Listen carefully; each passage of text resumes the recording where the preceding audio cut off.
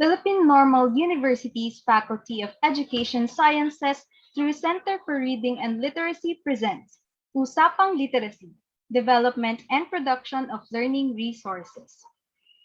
For this second episode, we will be focusing on the topic of assessment in reading. And without further ado, let us introduce to you the first of the two speakers we have in store for you today.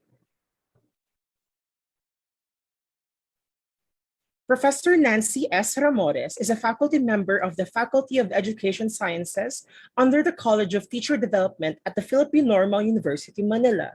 She obtained her Bachelor in Elementary of Education with Specialization Certificate in Reading Education at PNU, cum laude in 1991. She gained her Master of Arts in Education major in Basic Education Teaching at the Ateneo de Manila University in 2014, with a coursework in Reading Education. Let us all give a big round of applause for Professor Nancy S. Ramores. Magandang umaga po mga kaliterasi. Nandito po tayo sa Usapang Literasi at ngayon po ay ako ang inyong tagapagtalakay para sa assessment of early literacy skills. Ayan, early literacy skills. Reading beyond difficulties. Okay? I termed it developmental assessment kasi ito po ang tatalakayin ko kung bakit developmental yung assessment natin sa early literacy skills.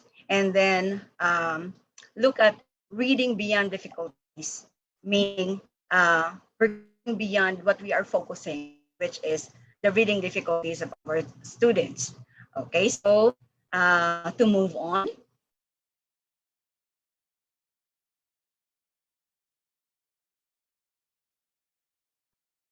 Next, please. Okay. The objective of which of this talk is to define assessment. This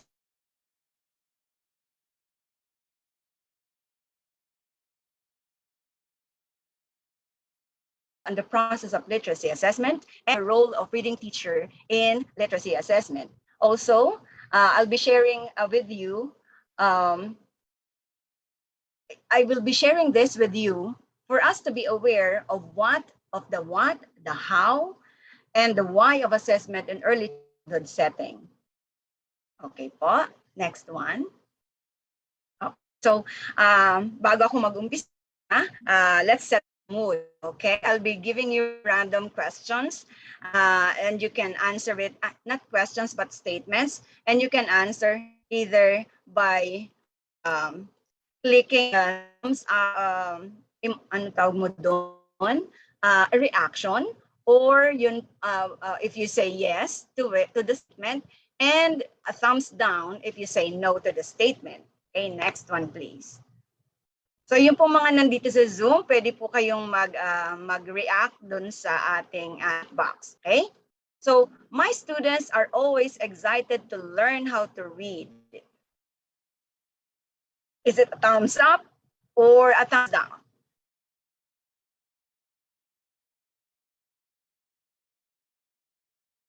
Oh, pang sumasagot. Tayo po ba ay thumbs up or thumbs down? When I say my students always excited to learn how to read. Naririnig po ba ako? Wow, okay. Si Jonathan, sabi niya, thumbs up. Okay? Oh, sabi ni Ma'am Annalyn, thumbs down daw. Yung ating mga estudyante hindi excited, nagtatago sa mga sulok-sulok, no? Magpakita kapag magbabasa na sila, no? So what about the others? Oh, Ma'am Rezel, that's a good sign, no? Oh, okay. Aba, iba ang sign nito, no? Index finger. All right. So let's move on to the next question. Oh, natutuwa naman ako kasi maraming thumbs up, no? Sana totoo, no? Dito tayo ay pwedeng magpakatotoo. Kung always excited ang ating mga batang magbasa o hindi. Okay? Kasi kailangan nating i-reflect kung bakit ba sila excited magbasa at bakit hindi naman, no? So next one please. Some of my children cry when they take reading tests. Ano po ang sagot natin? Thumbs up ba or thumbs down? Oh, second statement na po tayo, ha. Some of my children cry when they take reading tests. Oh, parang hindi nag-aano, no? Parang hindi nagtutugma yung ano natin, no? Excited silang magbasa pero umiiyak sila kapag mag-reading test sila, no? So tignan po natin kung no. Oh, next one please. Isa pangatlo na tayo. Examination day. Is it a thumbs up or a thumbs down? Examination day is a look forward day for my students. In 5, 4, 3, 2, 1. May thumbs up, may thumbs down, yes. Okay, okay lang po yun. Kasi talaga naman po may mga batang ayaw mag-test. May mga bata naman na gustong mag-test. Lalo na siguro yung mga running for honors. Ano po? Okay, so there are thumbs down and thumbs up. Next statement, please. All right. I list down the skills that my students cannot do, so I will be able to give them the necessary intervention. Is it a thumbs up or a thumbs down? Do you count the skills that they cannot do? Okay. All right. Okay, so titignan po natin. Bakit niyo nililista yung mga skills na hindi nila nagagawa, no? Okay, so tignan po natin. Next question, please. Okay, so halos lahat naka-thumbs up, ano? Next po. I do observations and I document my students' accomplishments to see how they progress every day. Ayan, thumbs up po or thumbs down? Ayan. Oh, marami ding thumbs up, ano? So, ayan, salamat po sa masisipag mag-react, no? Kasi kaya po tayo nandito para maging interactive yung ating usapan. Okay? So, next one please. Medyo marami po yung aking items. I give long written summative tests to students. I gather that my viewers here are all early childhood educators. Okay. Oh, okay. Good. All right. Okay. So, lahat thumbs down. Okay. Ano kaya yung mga taga-private schools? Totoo po ba na hindi tayo nagbibigay ng long written summative test to our students, yung mga 1 to 50, mga 1 to 30, na binibigay natin sabay-sabay sa mga bata, no? Okay, next one po. My supervisor makes summative tests for my pupils. Yung ating coordinator ba ang gumagawa ng test natin? Ng ating summative test sa ating mga estudyante? Yes or no? Ayan, tingnan po natin kung may thumbs up or may thumbs down. Okay, so mayroon pong dalawa na nag-answer na ng thumbs up. Kumusta po naman ang iba? Mayroon po ba tayong mga summative tests or mga, ang tawag mo dito? Achievement tests, no, na ginagawa po ng ating mga supervisors para sa ating mga bata. Okay. So let's have the next one. May next one pa ba ako? Okay. My non-reader, notice that my open close quotation ako, no? My non-reader pupils do not want to sit with me when they know I will ask them to read. Is it a yes or a no? Nangyayari po ba sa atin yun na kapag in-schedule po natin yung reading test ng ating mga yung mga tinatawag natin o nililabel natin na non-reader,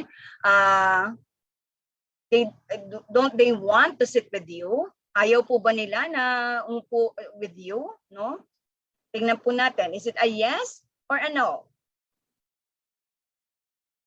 Oh, good that they are interested, no, to sit with you when you are asking them to read.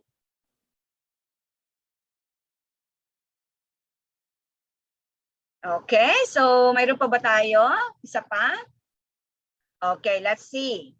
I create a classroom scenario if I want to assess my pupils' literacy skills. Is it a yes or a no? Nangyayari po ba sa atin to na nagki-create po tayo ng classroom scenario if we want to assess our pupils' literacy skills? Okay, that's a good sign. Okay? Wow. Nakakatuwa naman po kasi you really tawag mo rito, nag-extend talaga tayo ng oras at panahon para i-design yung classroom scenario for our pupils when we want to assess them. Okay, that's good. That's a good sign. Okay, mayroon pa ba tayo? All right, let's see. Tignan po natin. I use varied materials. I think this is my last statement. I use varied materials to assess my students' literacy skills apart from paper and pencil. I'm talking about general assessment po, hindi lang po yung formative, hindi lang po it encompasses po yung different types na po. Ayan, very good. Kakatuwa. I think we are on the right track. Magkakasundo tayo sa ating pag-uusapan ngayong araw na to, no po. Okay, so maraming salamat po. And then as we go along, we'll be able to discuss and find out kung ano po yung mga practices.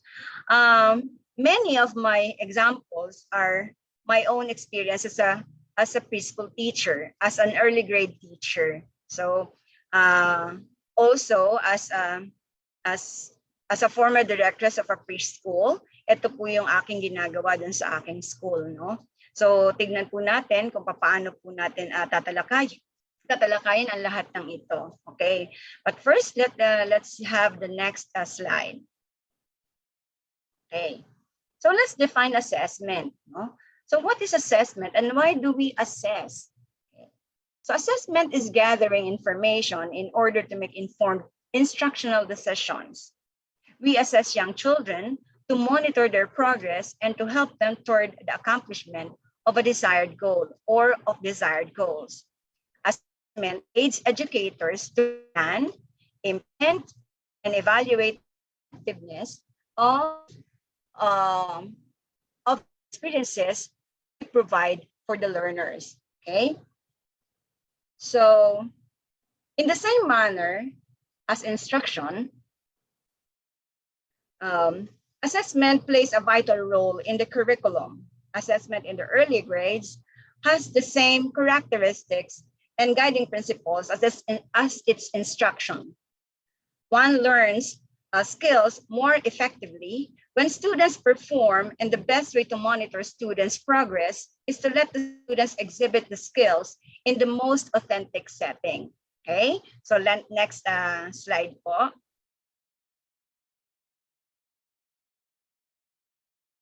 Lahat ng to ginagawa natin, no? But where do we focus our attention when assessing children's literacy skills? Okay? So, oftentimes, we focus on deficiencies, gaps, rather than on the strengths and abilities of our children. A while back, tinanong ko po kayo if you are listing down the deficiencies or the things that your students cannot do, no? Or the skills that they cannot display. So, is it a bad thing? It is not a bad thing because we also need to see the deficiencies and the gaps of our students. However, we need to, I think we need to focus, I believe we need to focus on more on the strengths and abilities of our children. Kita po natin kung paano magpo-focus doon sa mga strengths and abilities of our children so that the affective filter will be lower. Hindi po siya yung mataas, because when our students feel that they are incompetent, they feel they low self-esteem, and medyo nagkakaroon sila ng bad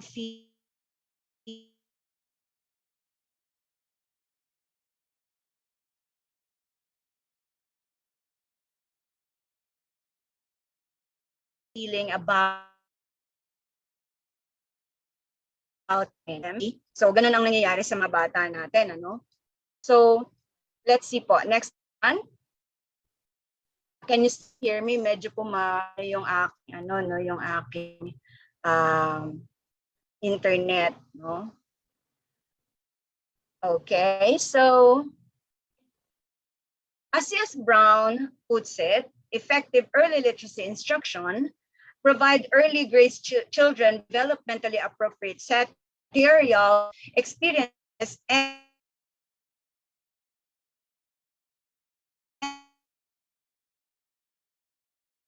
social support that is literacy skills. Kung nagbibigay tayo sa kanila ng tawag mo dito ng less less threatening environment, medyo bababa yung affective filter ng mga bata, ano? Most of the time when they are given standardized tests, medyo siyempre marami yung standardized test, no? Pag-announce na itong standardized test kapag ibinibigay natin, medyo sila, no? Medyo anxious sila. Ang mga bata natin, especially the younger ones, no? So ito po yung ibigay po kayo ilan sa mga reading literacy skills standardized test that are available in the Philippines. So ito po yung ating PhilIRI and the EGRA. Ito po yung most commonly used in our settings. Mayroon din po mga available from other yung sa ibang mga sa ibang mga nagbibigay sa yung CEM, no, nagbibigay din sila ng mga standardized test, and private schools are subscribing to them, no. So, but for the public schools, ito po yung ating commonly used reading assessment tests na standardized. We have PhilIRI, which was introduced in 2011, and it covered grades 1 to 6, English and Filipino ang language natin, and the benchmarks are silent reading, oral reading, which possesses reading miscues, speed, and it was revised in 2018 by another set of reading experts, and it's called the revised PhilIRI. It now covers grades 3 to 6, English and Filipino, and the benchmarks are the same. No? They focus on the miscues, poor reading speed, and difficulties in comprehension. Notice that in the revised PhilIRI, the coverage now is from they did not include grades 1 to 2. Rather, they started in grades following the K-12 program, transitioning from MTB to Filipino and to English. So ito yung dahilan kung bakit yung revision ay nagko-cover na lang ng grades 3 to 6. And for that, ito naman po yung exit assessment for grade 3 pupils, no, to assess the effect. To assess the effect of MTB-MLE instruction to grade 3 pupils and see how it affects the reading and writing skills in English and Filipino as they transition from L1 to L2. Okay, so yun po yung ating EGRA naman. Now, notice dun po sa ating PhilIRI, especially dun sa PhilIRI natin, no, na ang focus po natin ay dun sa deficiencies, okay? Dun sa difficulties ng bata. Ang mini-measure natin ay yung mga gaps, no? Ang ating tinitingnan yung mga gaps sa instruction, perhaps from the instruction to assessment. So titingnan natin ngayon, tingnan nila at i-scorean nila etong mga no. So, ayan po, antay tayo kung kailan so to put bluntly. So, so next one po.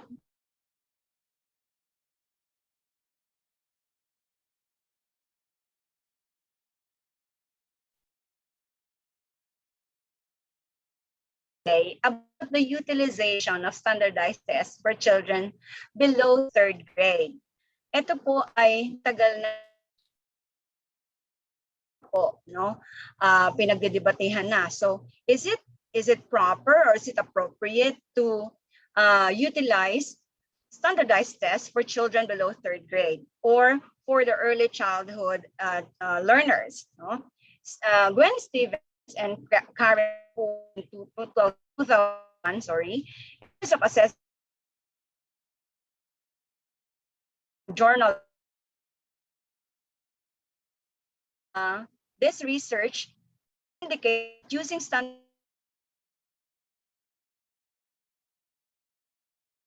to be harmful to children's ultimate achievements. This article is methods that can appropriately be used to evaluate student progress, shaping assessment policies that represent age-appropriate learning goals without using high-stakes accountability testing of individual children prior to 3rd grade. Sabi na kailangan ng standardized test. So mainly, of course,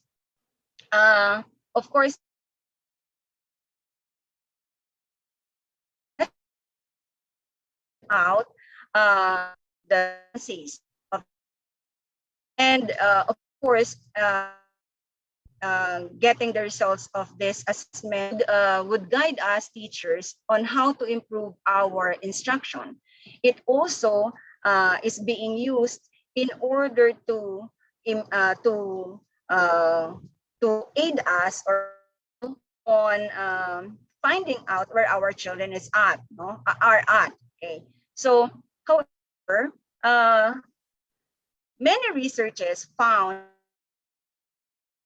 utilization of standardized tests for very young children is detrimental to their not only to their mental health but also to their learning curve, if you will call it that. No. Next one, please, for us to see how other researchers find it. In 1991, the Association for Childhood Education International statement, because of the many research articles that were posted on the use of giving a standardized test to very young children, called for an immediate halt to all testing of children in preschools and grades K to 2, and the practice of testing every child in later elementary years. This position reflected the following several concerns. Number one, the inability of very young children to fully participate in most standardized assessment conditions require focused attention, a specific set of responses, and in some instances, timed responses to a set format of questions and tasks. The major concern was whether young children were developmentally able to understand the task and to participate in standardized testing procedure. So makikita niyo po, kasi the children, whenever they are given, they are told what and are dictated proper response. They are expected to give the proper response according to the standard, and then they are give this much time to answer the test. No. So next number 2, the failure of standardized test scores to provide classroom teachers with instructionally useful information about individual children, although the test scores were often used to make important inferences about the status of young children's growth and development. Remember the word inference, okay? So hindi eksakto, nagbibigay lang tayo ng inferential findings, no? Based on the test scores of the children. And mind you, the test scores are not just concentrated on the individual test taker, but also compared, or yung tawag natin norm referencing, but also compared with that of other takers. So this is a group assessment, parallel assessment, right? Number three.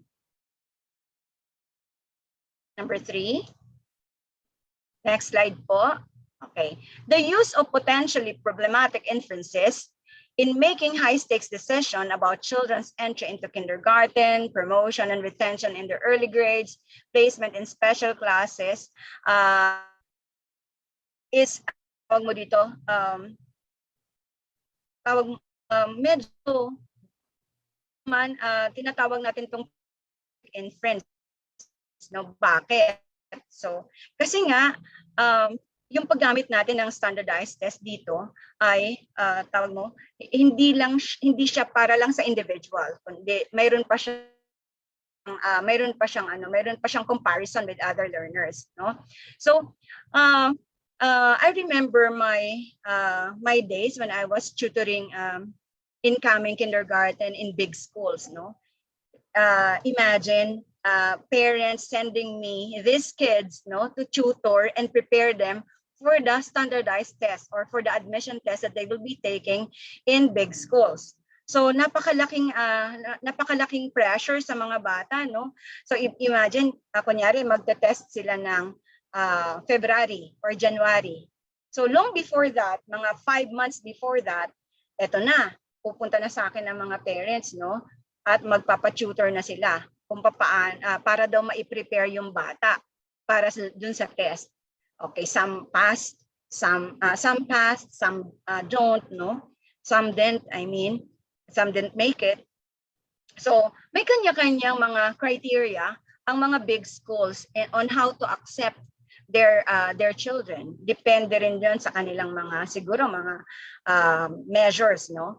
So next, number 4 is the increasing pressure on early childhood educators to depart from what they considered sound curriculum practices to prepare children to take the test. So anong ginagawa natin? Okay, one reason, okay, I know exactly what are the principles and the developmentally appropriate practices that I need to apply in my own school, in the curriculum of my own school, or what to give my students, no, and how to proceed to it, how to implement the plans that I have for my kids. I know kung paano sila dapat ang mga strategies na kailangan kong gamitin. However, the expectations, kasi ang preschool feeder, kunyari small preschools are feeder schools, no? So kapag ganon, may mga expectations ang mga big schools. And the parents are bringing their children to a preschool in order to teach them how to read, how to write, and how to count. Yung 3 R's natin, no? And much more than that, no? So may napakalaking expectations sa big school. So sa admission pa lang, kailangan ng mai-prepare ang kanilang mga anak sa grade 1. So kahit alam ko na hindi naman dapat pupukin ng bata sa pagbabasa. Pero anong ginagawa namin? Very traditional na yung aming sistema sa pagtuturo ng pagbasa because we need our students to be reading fluently before they can be admitted in grade 1. So yun ang expectations, no? For the very long time, no, for the longest time, ito yung ginagawa namin year in and year out. We see to it that all our kindergartners who will be graduating from our school will be ang tawag mo dito, will know how to read and write properly, no? So yun. Next. So imagine the pressure to the children, no? The pressure that the teachers are putting to the children. In fact, sabi ko nga meron ako palaging kwento kwento ni Miguel, no? Yung aking isang estudyante na napapanaginipan niya ako kasi kailangan niyang isaulo ang anong tawag mo doon, ang mga ang alpabetong Filipino. So, bago pa lang noon kasi, noong panahon na yon, walang transitioning eh. Magkasabay ang English and Filipino na tinuturo, English and Filipino reading na tinuturo. And ang tawag mo dito, nagbabago, magkaiba lang ng oras, pero parang ako ang teacher nila sa reading in Filipino and English. And so, the children are very confused, no? Merong enye, NG doon sa Filipino, tapos dito sa English wala. Pero may X, may F, may mga ganon. No? Ay, meron din palang X and F doon sa kabila. Ang wala lang yung NG at NY, no? But the sounds are basically different, especially sa vowels, no? So it makes them hard. It is harder for them to really associate the sound simultaneously, no? Yung English sound of vowels and the Filipino sounds of vowels, medyo talagang very confusing for them. So, but why are we doing it, no? Why are we doing that way of teaching and that way of assessment with our kids? And I for one admit that we really give them ang tawag mo dito, long tests, periodical tests, no? So, para makita namin kung paano sila magpe-perform sa mga standardized tests, we need to prepare them for that. Okay?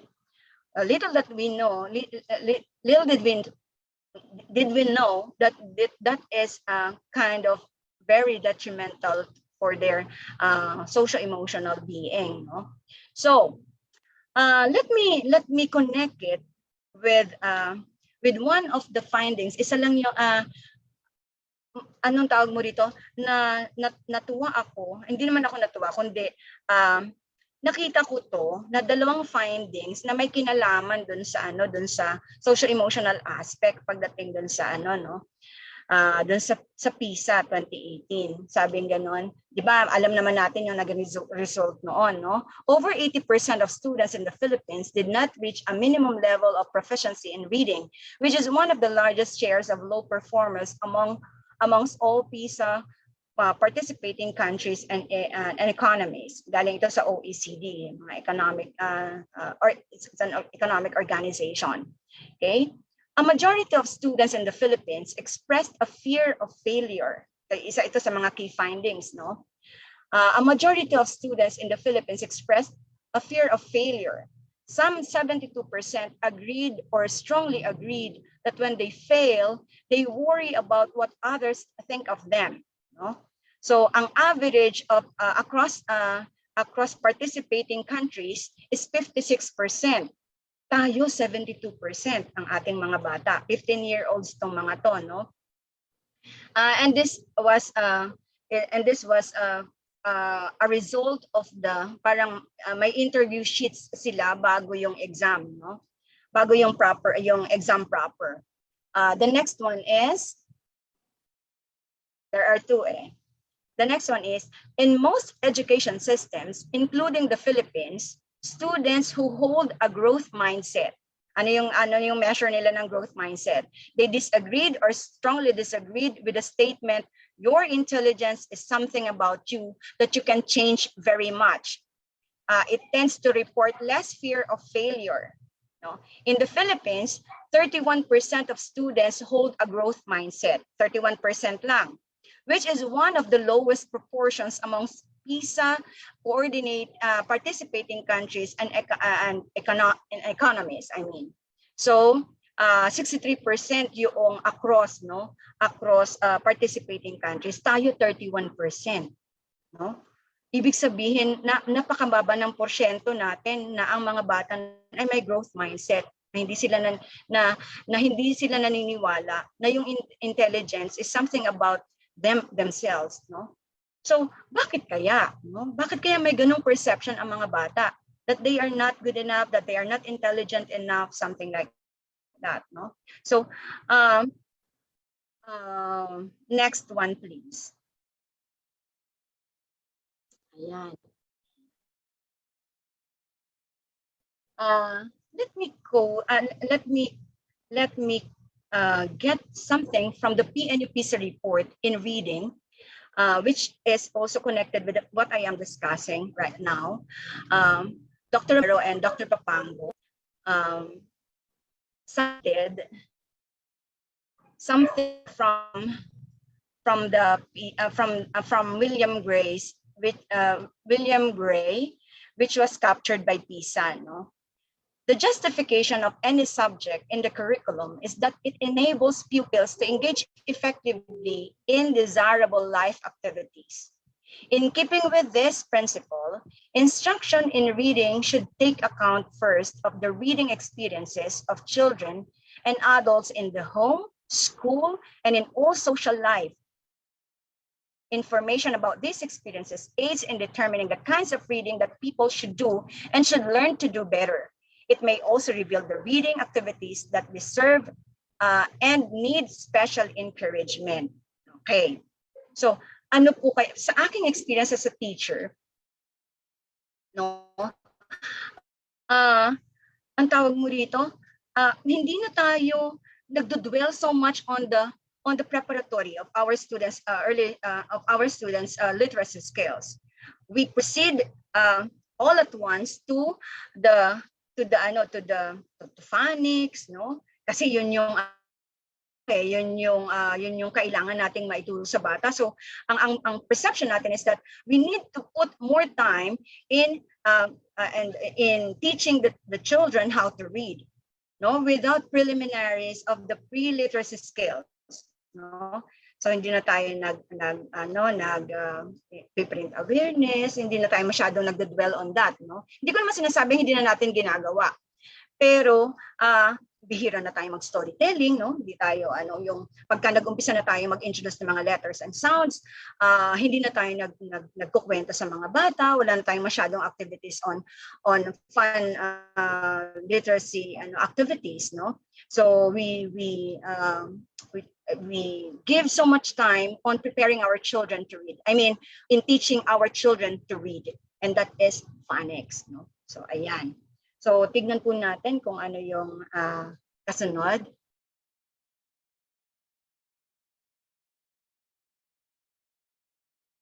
So, actually, standardized tests are designed for accountability systems, no? Isa 'yon sa mga prime goal ng tawag mo, standardized test. That accountability systems for of the school and the teachers and for the students. This is to assure that students' learning has occurred. In an effort to design an accountability systems, the developmental level of the child seem lost, and the use of more formal assessment will increase with age, especially after third grade. Okay, sabing gano'n ni Kagan, siguro, ang tawag mo rito, after third grade, pwede na tayo mag-proceed dun sa standardized testing kasi ready na yung mga bata. So, pero for now, we are in the early childhood setting, bigay muna natin sa kanila that they should enjoy, no? They should enjoy learning, and assessment should be spontaneous. Mamaya ipapaliwanag ko po sa inyo kung ano yung assessment sa early childhood. Okay? So next one, please. So what is assessment in early childhood education? Next one. So assessment is developmental, formative, and ongoing. So developmental because assessing children needs to be appropriate to their growth, development, and learning context. This is the reason why there have been issues and debates whether it is appropriate for early childhood learners, if it's appropriate for early childhood learners to be subjected to standardized assessment that are timed, structured, and at times stressful for children. These factors bring to question the validity and reliability of the test or its results. formative and ongoing because teachers need to gather evidences of children's progress in learning. This kind of assessment can be used by teachers to identify skills, capabilities, and strengths of learners, which is necessary to design activities that will support students' learning. We focus on the successes, needs, accomplishments, behavior, and general progress of the children to better support them. So kaya po, developmental, formative, and ongoing yung ating assessment in early childhood education. Next slide. It should be authentic, integrated, and strategic. It should be authentic, strategic, and integrated, and children should be assessed within their own context and should be spontaneously integrated in their everyday activities, routines, and play, especially in play, no? So this way, assessment can give you authentic results. It reduces unintended or implicit biases. Ang sabi po ng Early Childhood, NewYork.org. So ano pong ibig sabihin, no? Bang sabihin, kung it is integrated activities, the activities yun, paano naging assessment yun, ay activities namin. So, this slide. So, assessments should be reflective and purposeful. Ano pong ibig sabihin nun? So, while, of course, teaching the kids the skills is different from assessing the skills that they have learned, no? So, it is ongoing, yes, it is formative, yes, but it should be reflective and purposeful. Paano po yun? We should be observing, no? Tingnan po natin yung kasunod. Kasunod na slide po. Observation, documentation, and are spontaneous and contextualized during play and responsive to the development experiences of the children, but there should be an instrument that would document, no? That would document these that we are doing with our children, though it is they are spontaneous and they are integrated in their play routines and everyday undertakings in school. Okay, so bibigyan ko po kayo ng example later. Okay, let's do it. Next one, please. So punta tayo ng early literacy skills assessment already, no? Ayan po. Next one. So how do we go about it? So what are the early literacy skills that we assess in children? So we know very well that these are the 6 skills for early literacy that we are teaching our kids. Print motivation, print awareness, vocabulary, narrative skills, and narrative skills is coupled with listening comprehension for oral language developments, oral language skills, no? So it's narrative skills and listening comprehension. Then letter knowledge and phonological awareness. Next one, please. So these are some of the assessment activities that we use for early literacy skills. So first is, of course, we need to prepare our observation checklist, which could contain our observations. And we also have frequency checklist. We also have reciprocal teaching. We could do read aloud and read along. So those are the activities that we can convert into assessment as we prepare the documents that we need to accomplish to document the children's progress in this in the literacy skills in these activities. Next. Okay, so ito po yung sample natin ng observation checklist. So for print awareness and print awareness, sorry. So the child can, look, notice ha, nandun po tayo nakafocus sa kanyang ability. Nakafocus tayo dun sa kanyang skills, no? So the child can hold the book properly. Identify the title of the book. Is it observed or not observed? Point to the front cover. Point to the back cover. Leave the pages of the book properly. Okay, so makikita ng bata, ay, nakalagay that Talkin. Okay, so pwede mo ring inform yung bata. Okay, then another one is a sample frequency checklist. You can list down the behavior attitude that you want to see, that depending on the competency that are reflected in our curriculum guide. No, so pwede po natin competency based naman po yon. So shows interest during story time. So ilalagay mo po yung frequency count. Pwede mo pong expand yung ating checklist. Pwede niyo i-expand yun at ilagay ninyo yung weekly na observation sa isang bata, no?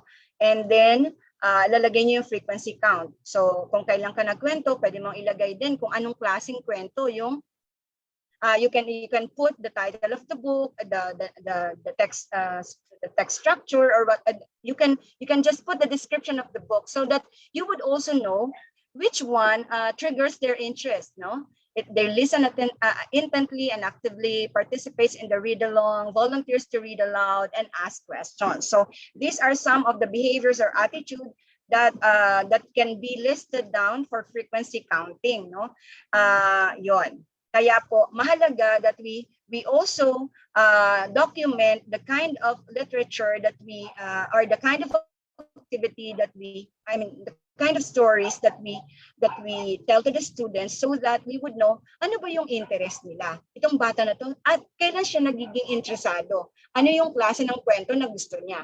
Okay, so that we would know their interests and needs. No? Next one.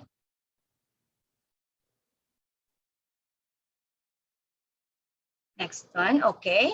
So for vocabulary, you can give me the picture for picture word clue. Pero instead of written exam, dahil very early, very young yung ating readers, ito muna tayo, give me the picture. Give me the picture of so may mga assorted pictures ka doon. Give me a picture of the giraffe. So ibibigay ng bata yung giraffe sa iyo kung alam niya 'yon. Find the object using realia. So you can have the magic box, yung ating magic box ng mga early childhood teachers, no? So palagi tayong may ganon. So next one is sorry po, hindi pa po ako tapos. Total physical response. Ito sa vocabulary, instead of translating the word, we can do total physical response by showing them gestures or relating sound or giving out, giving them sounds to mimic that is related to the picture or that you are holding. Say for example, airplane. So parang mali naman ang aking tunog sa airplane, ano? So, and then you will say, I am an airplane. An airplane flies. So yan. So may mga i-relate mo yon. Tapos mag-gesture ka the way airplane moves, for example. So po pwede mong gamitin yon sa mga bata para hindi ka na magta-translate, no? Then you can also use draw the word for visualization. So instead of them giving you the picture, they can just draw it. So ginagamitan po natin ng VAK yon, no? Yung visual, auditory, and kinesthetic activities. Next one. So parate, again, this is coupled with observation checklist or tawag mo dito, competency-based rubric. Okay? So for alphabet knowledge, we can have letter shopping, hop on the letter pairing game, letter train, letter tray, keyboarding, sandpaper letter tracing, letter parade, say my name, say my name. Okay, yan po yung mga ginagamit ko na mga activities sa mga bata. Ginagamit ko rin sila for teaching at ginagamit ko rin sila for assessment at the same time. Okay? So let me just choose some activities there. Yung letter shopping. For example, I introduce letter A. Okay, so there are 3 forms of letter A. Mayroon tayong big letter A, and then mayroon tayong letter A na yung ganon, no? Yung katulad ng nandito sa aking yung font na nandito sa akin. And then mayroon tayong yung parang swa sound, no? Yan, yung A na ganon. Alam na po natin 'yon, no? So, you will introduce all those 3 and you will tell them that all those are called letter A, okay? So, after teaching them letter A, the sound of letter A and everything and everything for phonemic awareness or phonological awareness. So ang gagawin mo ngayon, magdidikit ka ng napakaraming ng maraming letters, okay? Including including those that are not A's. Okay? So may mga A's, syempre mas marami yung A, tapos ikakalat mo siya dun sa wall, tapos magkakaroon ka ng letter shopping. So, sa activity yon? Pag activity, activity yon. Pero paano siya magiging assessment? Okay? So, after doing those activities, you can use letter shopping. Kunyari, for the week, inintroduce mo na yung letter B. And then yung letter C, for example. So, meron ka ng So, meron silang basket. Basket A, basket B, basket C. So, paano siya mare-record? So, after shopping, andun ka sa cashier. Okay? Yung teacher nasa cashier. Pagkatapos, isasubmit nila or magbabayad sila kunyari dun sa cashier at titignan mo ngayon kung nakuha ng bata, na-sort out ng bata, na-identify ng bata yung mga letters na tinuro mo sa kanila. Okay? So, yun. So, that's one way of assessing them. Actually, kung nakalima kang letters, tapos meron kang 5 baskets na ginawa sa mga bata, so, pwede ka ng tawag mo dito, nag-quiz ka na actually, no? So, pero authentic yung setting, no? Hindi alam ng mga bata na nag-assess ka na pala. So, they are very comfortable. They are not conscious that you are actually assessing them. Next one is hop on the letter. Alam niyo naman po yun, no? Letter pairing game, yung yung uppercase and lowercase, magdadayad, magpe-pair up ang mga bata, hanapin niya yung kapartner niya. And then, para magkaroon sila ng turn sa iba't ibang mga letters pa, pwede po na magpalit-palitan sila ng letters after. So, ilang rounds ang pwede mong gawin para magkaroon ka ng letter pairing game. Letter train is sequencing alphabet letters. Yung letter tray po naman is writing letters. Kay Montessori po ito, no? So, mayroon kang tray, tapos lalagyan mo siya ng flour, and then your children will practice it. Formative po ito. Will practice writing the letters on the tray. And then, formative naman po yun. Sa keyboarding naman po, you can make this formative also and summative at a later time. So, this is integrating technology, no? So they can use their cell phones, they can use their tablets, and they can use the keyboard on the laptop and computer. So para po alam po din nila na gamitin yon at ma-identify nila yung letters in the keyboard. Okay? On the keyboard. Sandpaper letter tracing is for preparation for writing. Later on po, pwede na po nilang gawin. Actually, sandpaper letter tracing, and then they can do letter tray, and then they can write on the paper later on. Okay? So next one is letter parade, another sequencing activity, and say my name is just shouting out the letter name. Okay? Next one, please. Okay, so sa narrative skills po naman, ito po yung ating pwedeng gamitin. Wordless picture books, show and tell, dialogue patterns, story retelling, role-playing, puppetry, finger plays, mirror talk, telephone conversation, listening comprehension naman po, Simon Says, following directions, Q&A, with after telling a story, they can answer questions that you will ask, and then whisper game, you do what I say, and draw what I say games. For narrative skills, instead of answering questions, they can ask questions about the story they've read. Okay, so again, this will be coupled with a rubric. Okay, if you are going to make it as an assessment activity. The thing is, the children will be assessed spontaneously and in an authentic setting. Actually, minsan po kapag nasa narrative skills ako, kunyari polite expression, magki-create ako ng scenario, no? So minsan kasama po namin ang parents namin pagka yung activity day, say polite expression, tapos restaurant ang aming integrated na po 'yon. So nag-cooking na kami, nag-set up na kami ng table. Pagkatapos, mag-order taking na yung mga bata, and then mag-accept na sila mag-accept sila ng visitors, and then mag-order taking, and then lahat po ng yun i-observe natin, no? I-observe natin paano nila ginagamit yung polite expressions and so on and so forth. Okay, and how do they converse with their guests, with guest classmates, guest parents, and so on. And the parents are seeing it as an opportunity for them to be cooperative with us, to collaborate with us in assessing their children as well. So nakikita nila kung paano nagko-converse ang kanilang mga bata. Next one, please. Okay.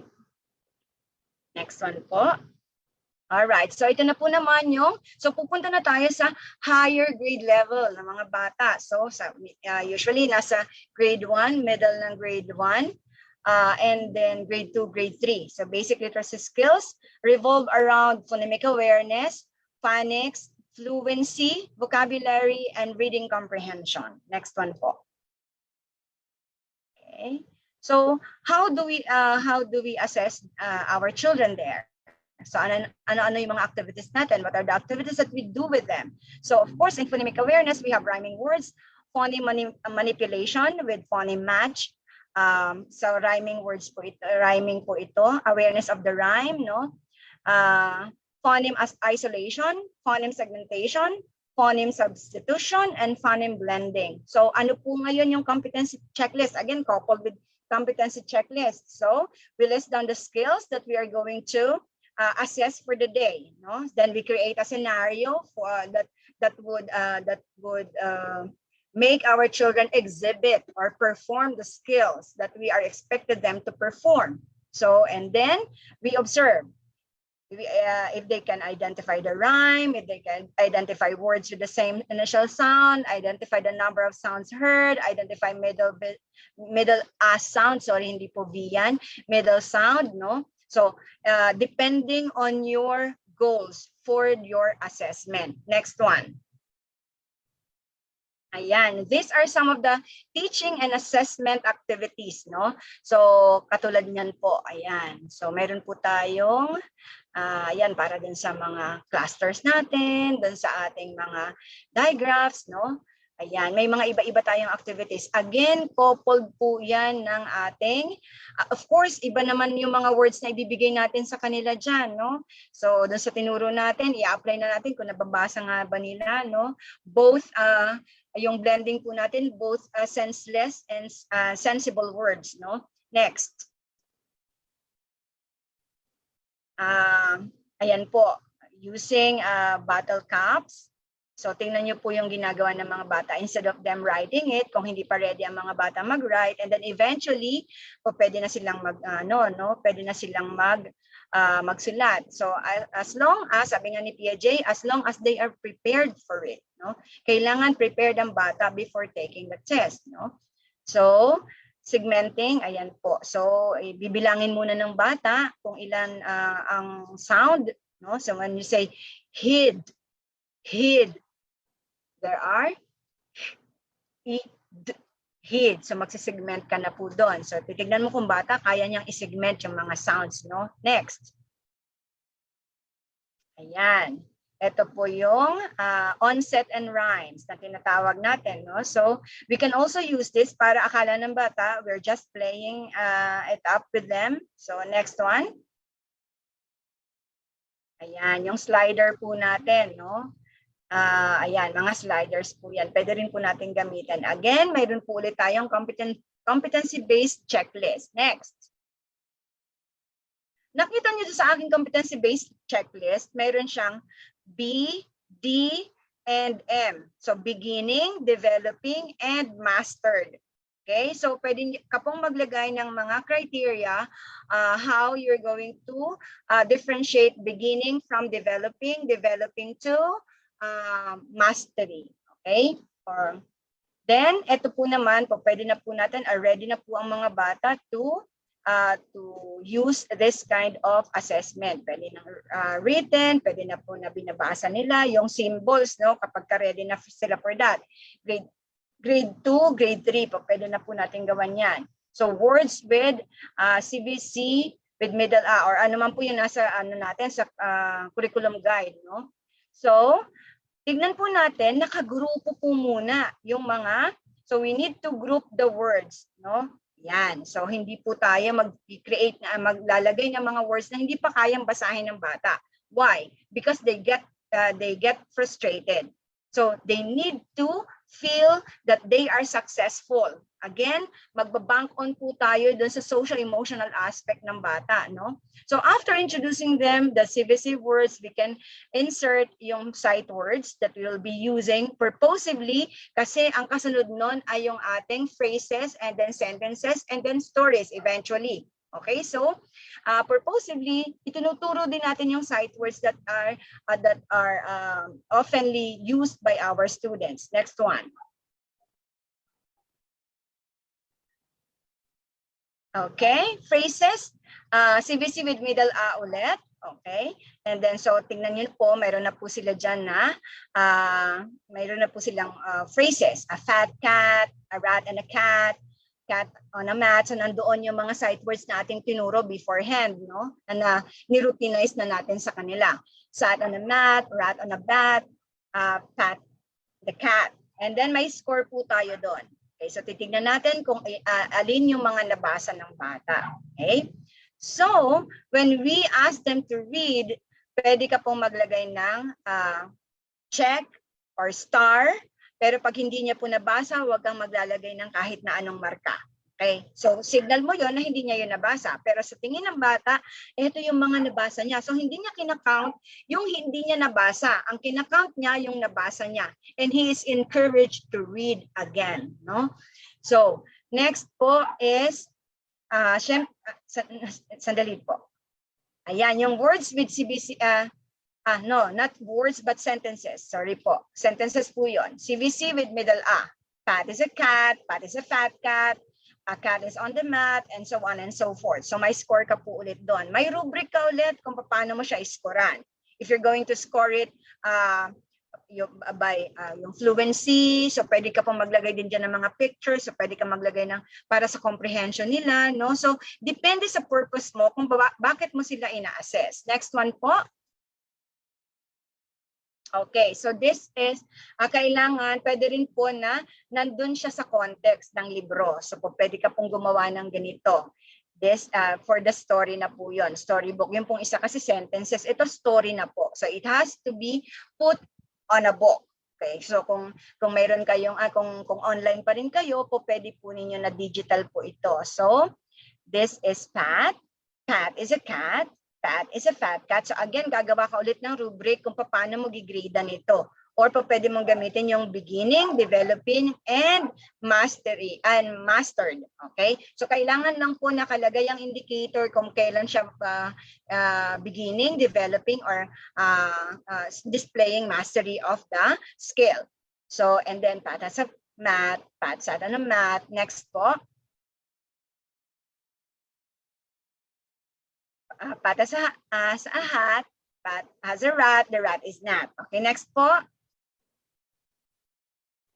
Okay, and then the end. Ayan, pwede din po kayo, ipakita nyo po muna yung cover ng libro na nandun po si Pat, tapos ilagay nyo po kung sino yung author para makita yung, para ma-assess nyo rin yung print awareness. Okay, next po. Okay, so ito na ngayon yung comprehension check-up nyo. Okay, and then graded din po ito, pero para nakikipag-usap ka rin lang sa mga bata, and then competency-based din po yung checklist natin. Okay, so next one po. Ayan. So in conclusion, research provides evidence that specific early literacy concepts can predict young students' later reading achievement. That is from Dibun Parecki in 2004. So, ito po ay, kahit kanina sabi ko yung PISA, no, nakikita natin na dala-dala ng bata, at alam natin yun ng mga teachers, no, dala-dala ng bata yung kanilang experiences when they were in the early childhood, no. So bit-bit nila yon hanggang sa pagtanda nila. the happiness, the experiences, the trauma, no, that we give them. So dala-dala po nila yon, the fear of assessment or the happiness in listening to stories and so on. So dala-dala po nila lahat yon. Next one. So an effective reading program includes assessment of all of these concepts for several purposes. First, to identify skills that need review, to monitor students' progress, to guide teachers' instruction, to demonstrate effectiveness of instruction, to provide teachers with information on how to improve instruction. Next. There are various ways to gather assessment data according to Rhodes and Shanklin. At nabigay po natin yan kanina. Teachers can test students, analyze students' work samples, observe students' performance literacy tasks, or interview students on their reading skills. Teachers can gain the most information by administering all of these methods to collect data.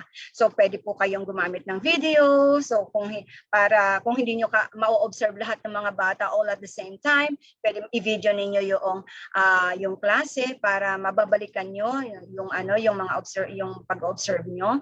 And then you can take pictures and so on. No? Pwede ka rin po sa reading po, pwede ka rin po mag-record doon sa iyong cellphone para ma-record mo po yung reading progress ng mga bata, yung oral reading progress ng mga bata. Okay, next. Next po. Is using standardized test harmful at all? So balikan po natin yun, no?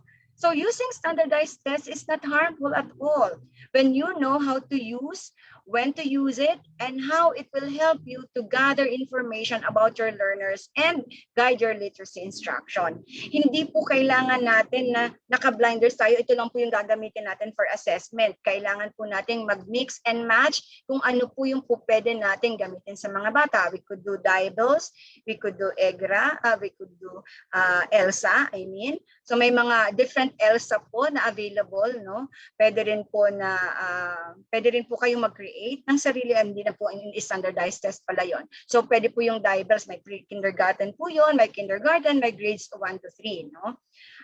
Next one po. Remember lang po, when very young children are assessed appropriately and developmentally, they will look at assessment as just another phase of their learning and not as a burden. So when they are given tasks that they are prepared for, they will feel the confidence to do it. For summative assessment, it is important to note that the children should do the task independently or with little supervision and with accompanying rubrics and checklists. This should be included and being independent should be included in the rubrics kasi kasama po yan sa mastery. Okay, next. Okay, thank you very much. I hope that you learned something from me today. Magandang umaga po sa inyong lahat.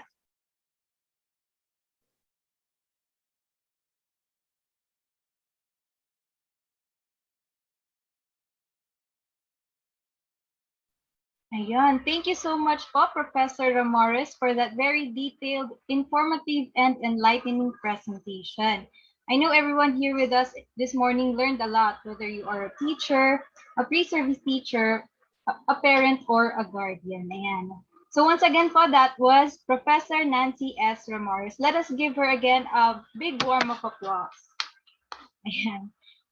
So hindi pa po tapos sa mga presentation at talk natin o usapan para sa umagang ito.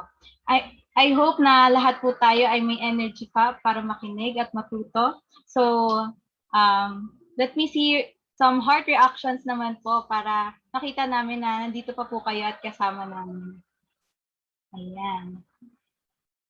So let me introduce our second speaker for this morning.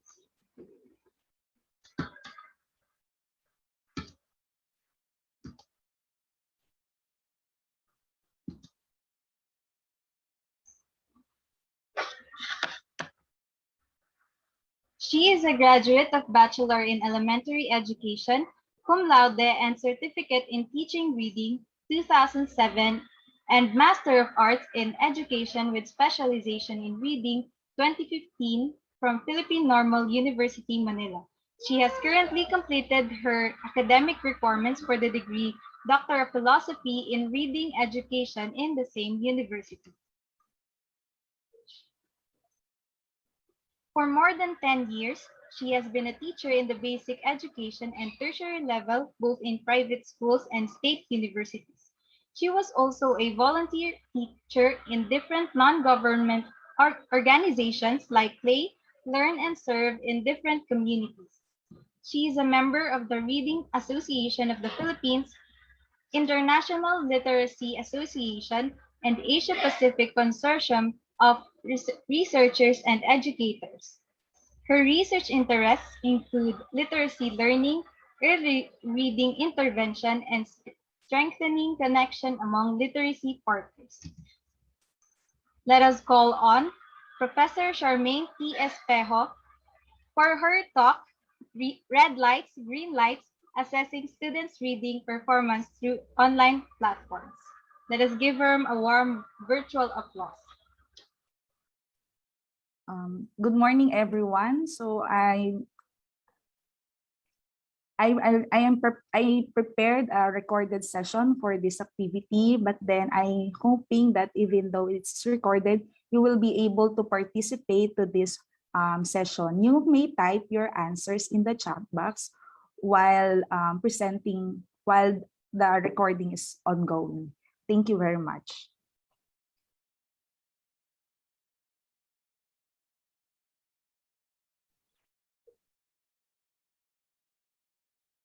Sir, thank you.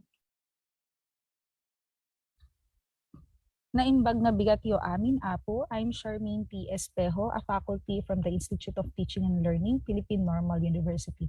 I will be presenting to you the topic, Red Lights, Green Lights, Assessing Students' Reading Performance Through Online Platforms. This session is divided into 4 parts. First, we're going to define the context and then describe the red flags or warning signs of reading difficulties, and then present the process of reading assessment online, and then name some resources and support materials that can be used. So our current situation today gears us to explore our other modalities to conduct reading assessment from face-to-face to online platforms. Context is providing the background or picture of the situation. To understand where we are coming from, I have here a set of questions and I encourage you to type your answers in the chat box. Question number 1, or situation number 1. Rate your confidence when assessing reading online. 4, very confident. 3, confident. 2, not confident. 1, don't know. Please comment your answer.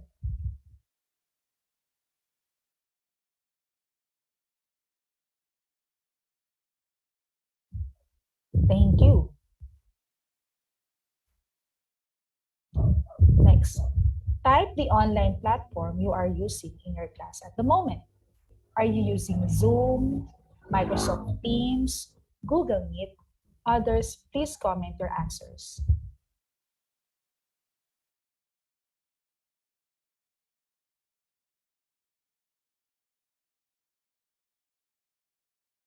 Next, type the duration of the synchronous sessions in a week.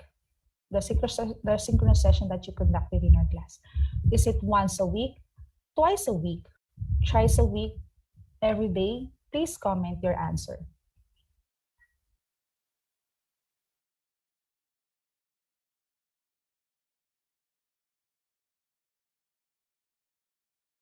The answers to these questions will serve as a guide in preparing and conducting reading assessment online.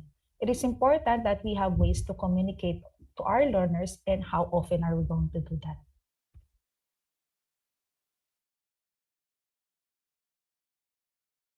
With the decrease of teacher-student interaction and classroom observation, we might miss some children who might be at risk of falling behind.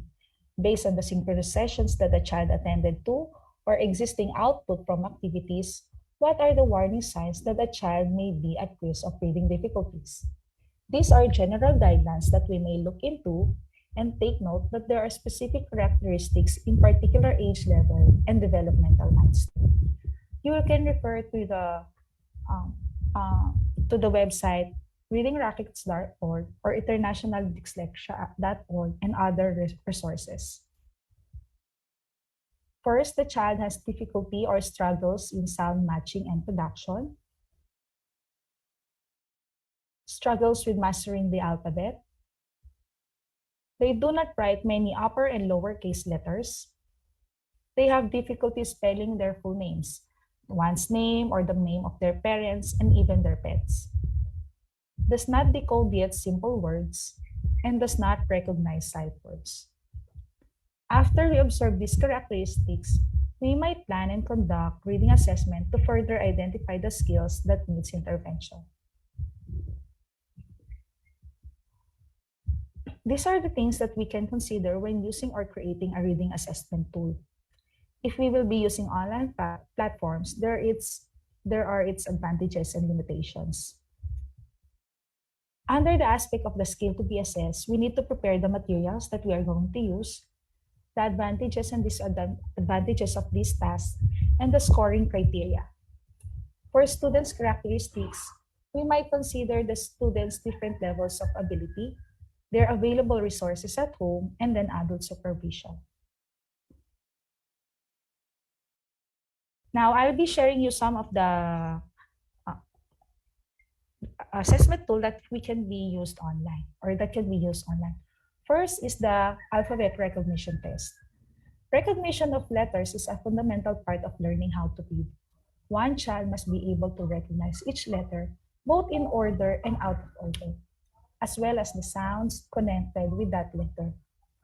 So the advantages of conducting an alphabet recognition test is that readers identify the component letters of a word, and teachers have some means of referring to these letters during instruction. The disadvantage would be it is individually administered. Now, what do you need when you're going to conduct an alphabet recognition test? So you need an alphabet recognition chart, a timer, a recorder, a record sheet that can be an Excel or printed copy. And you need the persons involved here are the child and the two assessors or the two teachers. So this is the sample of the kindergarten letter assessment and the alphabet recognition chart. These are some samples, and there are tests that is composed of separate upper and lower cases, and some tests have a combination of upper and lower cases. This is the alphabet recognition test that we had last year. We use Google Slides and we administer it one by one. I have here a sample of an alphabet recognition chart. You can also do this in Google Slide. If you wish to use Word or Google Docs, you may format it into landscape and make the font size bigger. I'll be moving this one to the actual presentation of the test when it comes to the child.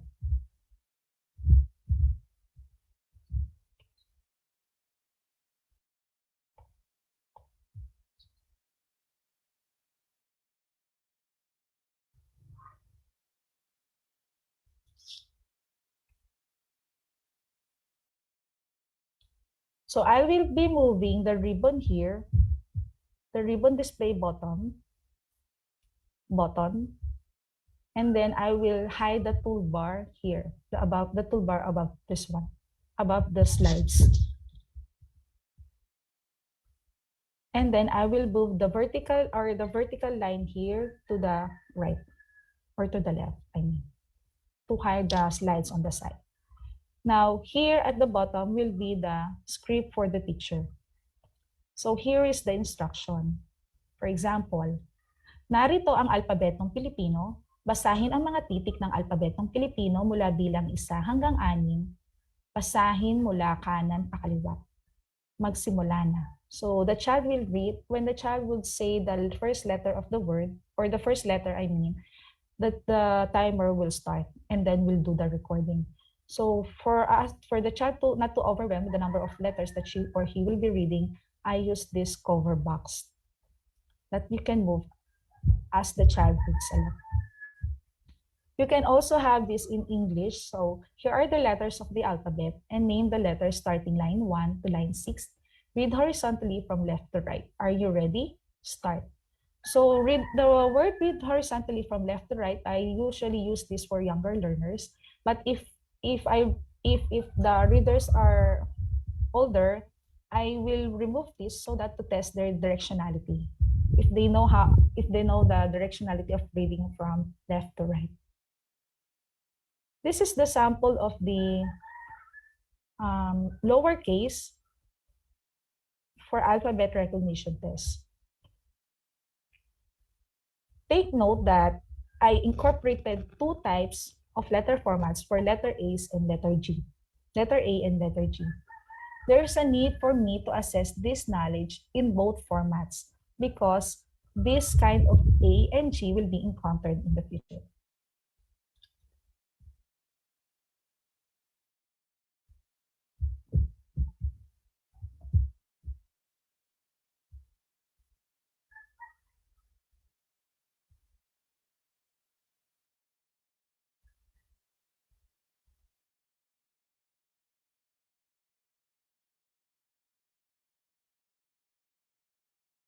Next, this is the sample record sheet that we used. We created it in a Google Sheet or Excel. We used 1 mark so that it could be easy for the assessor to use the formula in the Excel. Also, there is a timer below the total that will inform the assessor if the child is fast or slow in recognizing the letters. Phonemic awareness test. Phonemes, the smallest sounds, are the smallest sounds we hear in words. These are the building blocks of our spoken language, and becoming aware of their presence is vital to later successful phonics instruction. Phonemic awareness is entirely an auditory matter. A child may be phonetically aware and yet have no knowledge of the alphabet.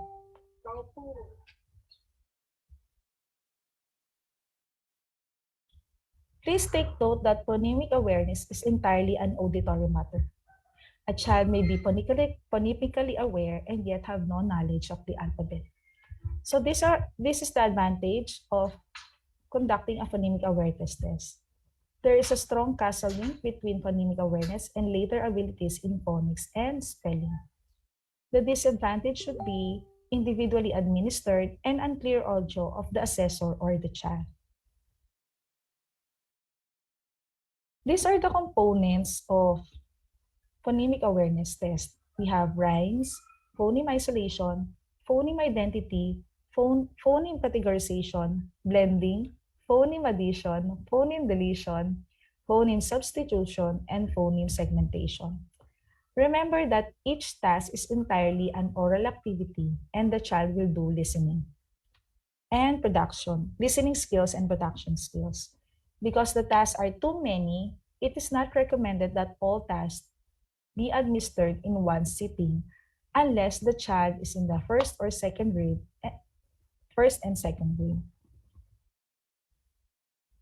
What do we need when we conduct a phonemic awareness test? We need to have a recorder, the teacher's script for PA test, a record sheet, and a record sheet. And then these are the persons involved. Now, I have here a sample of the test of phonological awareness. This is the sample script and the recording will be here under the score. So the child will be in the Zoom and be listening to the instruction of the teacher. So Pat and example, Pat and Matt go together because they rhyme. Which word does not belong? Lit, bun, run. Answer, lit. Which word does not belong to the group? Fed, eat, wed. Answer, eat. Or you can have another way, which two words rhyme? Lit, bun, run. So the child would say bun and run. Which two words rhyme? Rip, clip, tear. The child will say rip and clip. Another test would be a phoneme segmentation. So this is the script of the teacher. I'm going to say to you as word. I'm going to say a word to you, and I would like you to break the word apart. Now we're going to say each sound separately and in order. For example, if I say bat, you will say t, a, t. And then you will score 1 point for every correct sound that is produced. For example, the word fit. If the child will say eat, the child will have 3 points.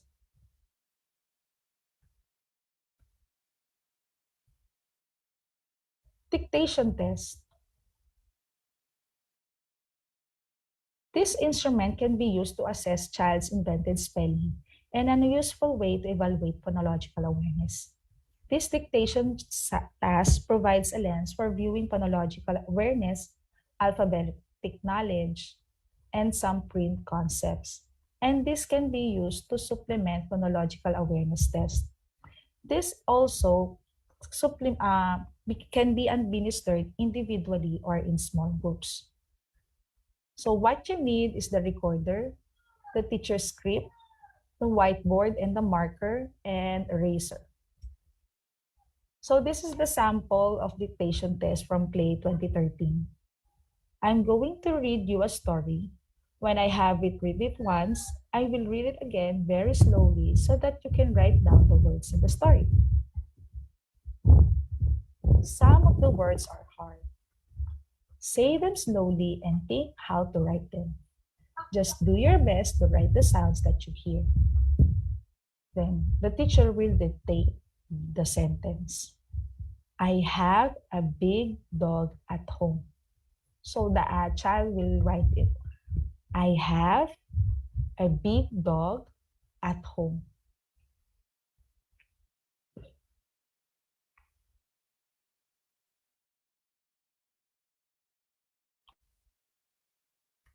Phonics test. Phonics is the ability to use letter-sound correspondence to derive the pronunciation of words. Good phonics assessment are always individually administered because it requires the students to pronounce a sound or a word. So the advantage of this test is it represents what we know about the development of decoding skills. However, the disadvantage would be individually administered, knowledge of specific sounds and of letters and its variation, and unclear audio when the assessor or the child speaks. So what we need is a phonics chart, the timer, the recorder, the record sheet, can be an Excel or printed. Now, this is the sample of phonics inventory. These tests are usually organized as a set of skills from simple to most difficult scale. It may begin at the beginning consonant sounds, then single syllable, short vowel sounds, or short vowel words, and then words with consonant blends and digraphs.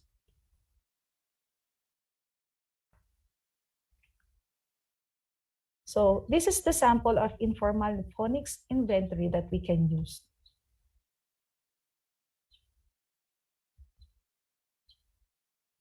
So again, I will move the ribbon box here to hide it.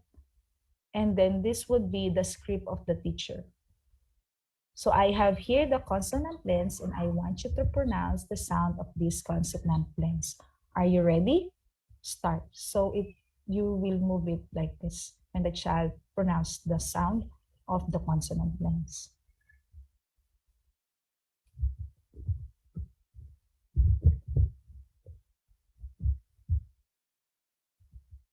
Then, this is the sample record sheet where you can mark 1 or check if the child pronounced it right and encircle it if the child mispronounced it. And then you will write the total score here and the time here, time under the score.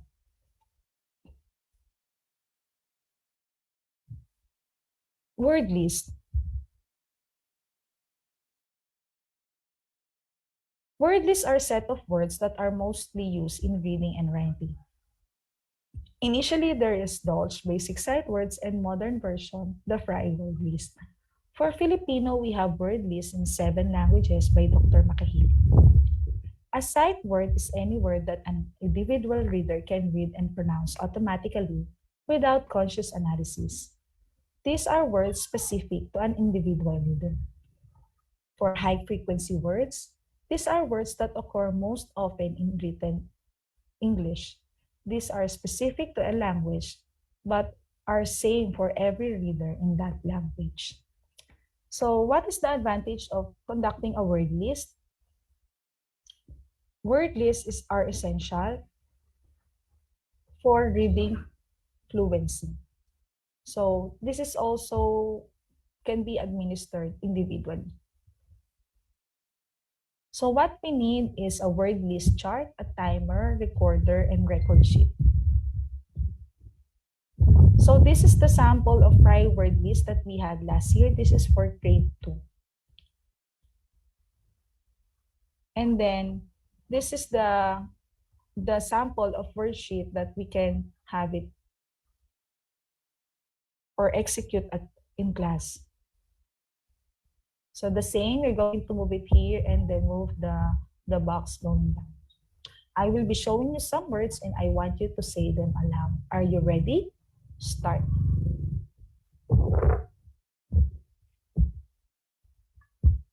So this is the sample record sheet where you can place the check mark at above the underline or on the above the line, and then mark the total score and the time or the duration of time the child read the word list or the set of words. Informal reading inventories is an assessment tool that assesses word recognition, oral reading fluency, and comprehension through grade level passages. So what are the advantages of these reading inventories? It is readily available, quick to administer and mark, objective, and it has wide coverage of reading skills. The disadvantage would be this is receptive skills and then open for guessing. So what we need here is a reading passage for the child, the teacher's script, the timer, recorder, record sheet, and these are the persons involved. This is the sample of the Phil-ERI that we conducted last year.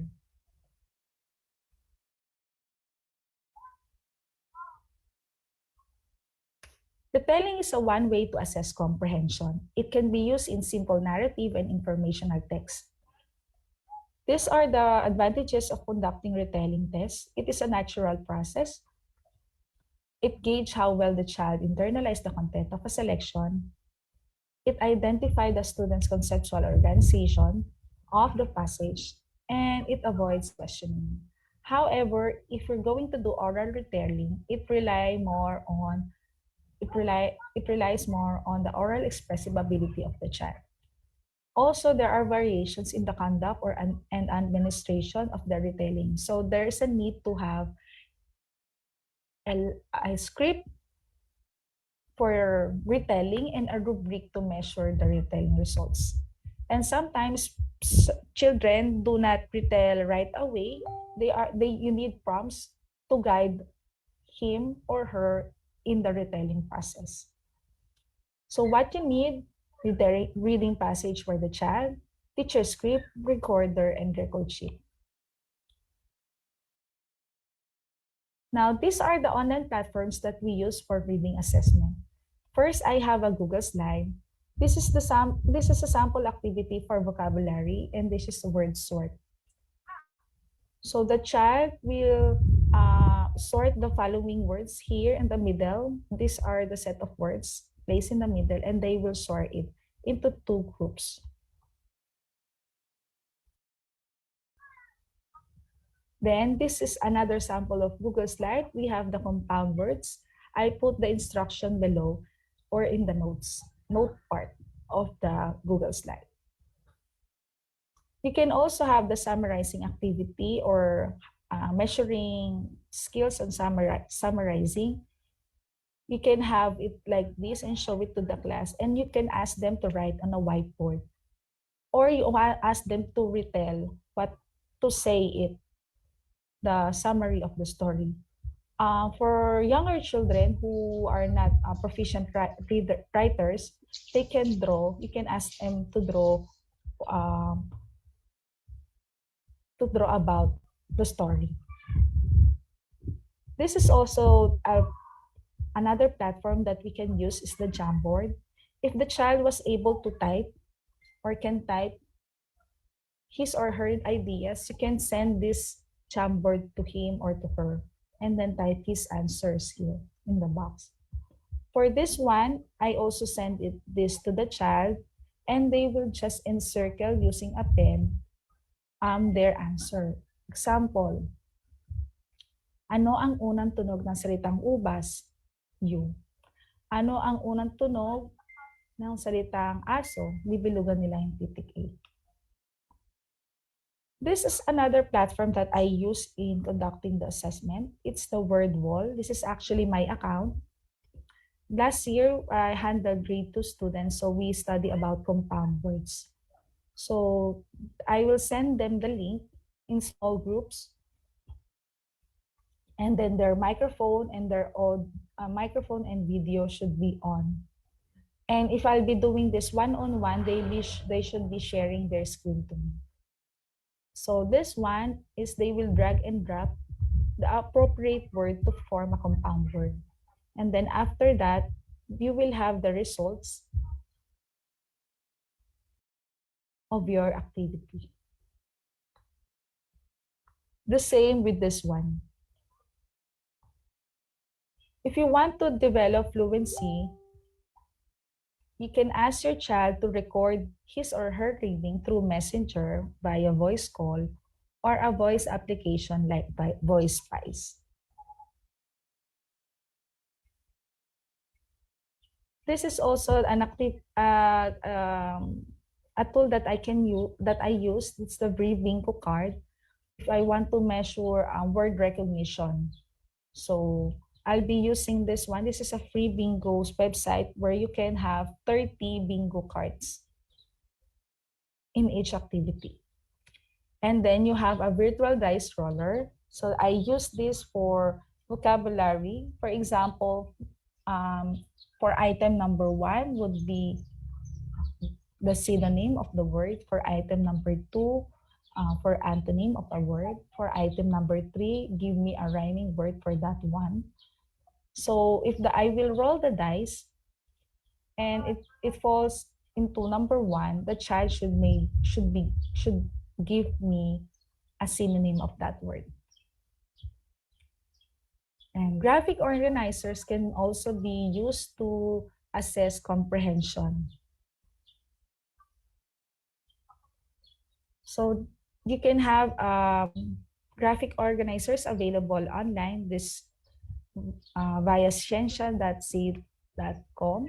And this is the sample output that we had last year. I asked the student to choose one storybook. I gave them 3 choices of storybooks that they will read.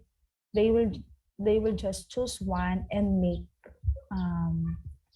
identify the parts of the story, and then I use a graphic organizer. So before the start of the quarter, an announcement was posted in the elements that there will be an individual reading and writing sessions that the child will attend to. So this session is actually the reading assessment task. So I just used a word session so that they will know they would not fear attending assessment activities. And then I encourage them the parents and the learners to attend the daily synchronous class where there is an explicit teaching of reading, and reading is incorporated to other subjects. Also, I posted some materials and activities for the child to practice their reading and writing asynchronously. Also, parents are reminded that they can guide and assist their child in reading and writing, but they not overdo it. In a sense that they are the one who will do the task for their child. This is the sample of our letter of communication last year. I mean this year, but last school year. So it's we contacted it around 3rd quarter, going to 4th quarter. So I incorporated there the reason that I have, the reason or the purpose for conducting the activity, the coverage of the assessment, and then where they can have or what tools they can use or resources they can use to have a review and to prepare themselves. Then before the start of the assessment, I inform the immediate head, which is my director, that the learners will undergo individual reading and writing assessment. Then they will create a Google Drive to save the following files. These are recorded sessions, slides for the text, documents for scripts, and Excel sheets for recording. And then the schedule of the learner for the individual reading sessions. Weeks before, we will send a schedule to the director. This is the sample Google Drive files. So last year I had the third year students, they are with me and we do together the activity. So this is the English recording folder and the Filipino recording folder, and these are all the tasks. This one is the individual summary sheet, and then this one is the class summary sheet. Before the start of the assessment, I inform the parents that the learner is scheduled for an assessment and it will be recorded. The purpose of recording is for documentation and for reference. Then I ask the consent of the parent and the child to record the session. Then I prepare the necessary materials, and then I need a colleague with me to assist in conducting the online assessment in case that I'll be having connection problem on that day. Then during the reading assessment, we establish rapport with the learners and then orient them the purpose of the activities. And then I encourage the students or the learners to participate. If the child was not able to get it right or was not able to say the answer, I will tell him or her that it's okay and the teacher will help him or her in the next few days. Then after conducting the reading assessment, we will have the review of the recordings to code the answers of the learner. And then we will prepare an individual report, and then a class report of the least mastered and the mastered skills or already mastered skills. And then we report it to the stakeholders like the parents and the director or our immediate head. And then we recommend some students to have intervention programs for further assistance or plan and design a program that would fit the needs of the learners.